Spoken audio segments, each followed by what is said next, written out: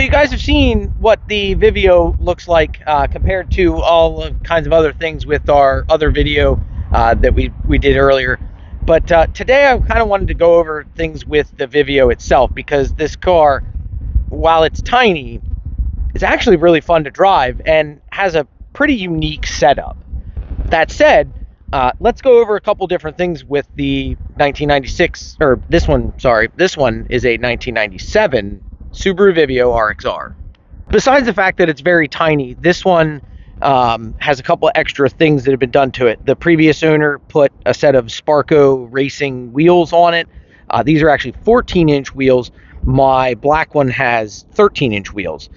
He also added the fender flares, which are pretty nice. I actually like the fender flared look. They're not as wide or as aggressive as what we plan to do with the black one here, but the nice thing is that, you know, it gives that nice look. Now it does look like it was plasti dipped. I don't know, you can kind of see there's like flake or something in the paint, but it's just plasti dip because the roof is unfortunately peeling pretty bad. You can see the original color was still red. The Sparco seat in there as well matches the interior very well and whatnot, which I think is cool. The black one has a FIA spec racing seat. It's a Brid Lomax. This one's just a Sparco seat. This one has a Sparco seat. I believe that's the factory seat over there. It has the nice red trim. Everything in here though is pretty, you know, standard for late 90s. You got the interesting pattern on the door cards. The floor mats are neat. I don't know if these are original. I mean, they have Vivio in them, but this one has a full interior, you know, like we talked about before in the other video. The back end though is pretty nice. It still has the factory wing. My black one, if you remember, doesn't have the factory wing. We actually put a WRX wing on it that we took off of the rally car. So that's why my rally car doesn't have any wing on it right now. Yeah. It has they took the rear wiper off. Obviously, we've got some other things. I've added the stickers. The cool thing is it has this Fujitsu exhaust on it, which, you know, sounds pretty good. Despite this thing's tiny size, they actually made this thing all-wheel drive, which is pretty interesting. So let me see if I can get underneath it. Let's get down here.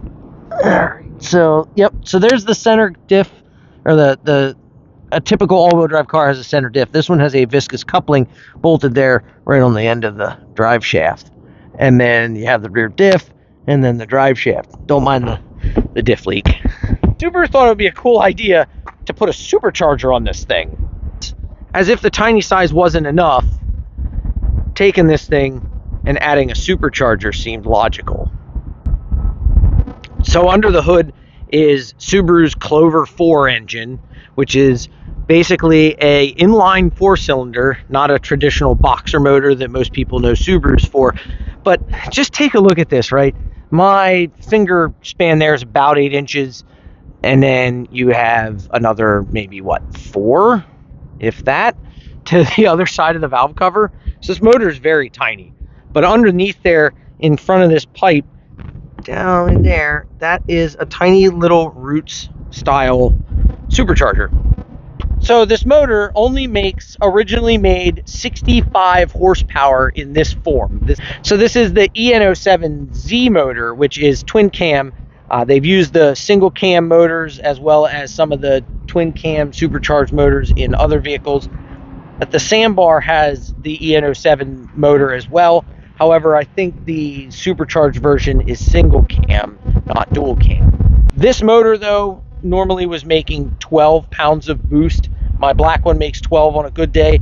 This one is making almost 20, which, if you look at the boost gauge, it's in kilograms or kilograms, centimeters square, whatever.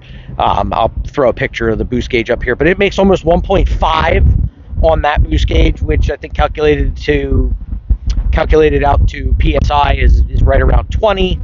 And yeah, so that's a lot of boost in this tiny engine. I got this one from down in Georgia Guy was super cool. He had it in Japan before. I really love what he did with it. I do like the paint, and I like the wheels and things like that.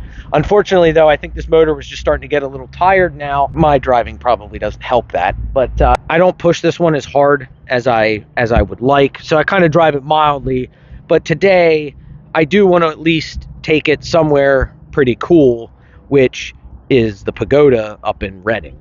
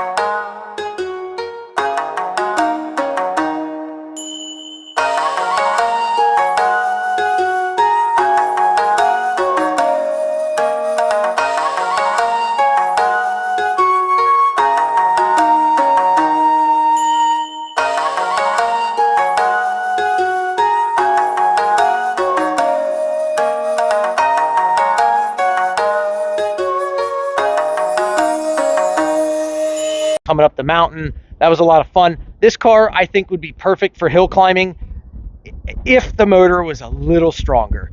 But my black one that you've seen before right here, that one is making around 12 psi on a good day. This one's making a lot more because the previous owner put in a better supercharger pulley and ECU in it. Now, unfortunately, I think that might be causing some problems for this motor, because sometimes the rods are getting a little singy. I mean, aside of the cool supercharger noises that it makes, I'm a little worried sometimes about driving it and pushing it really hard, because if you really listen,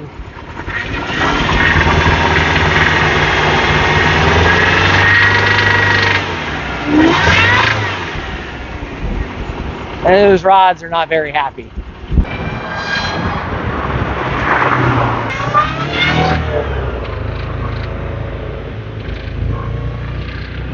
So there you go. That's our 1997 Subaru Vivio RX-R.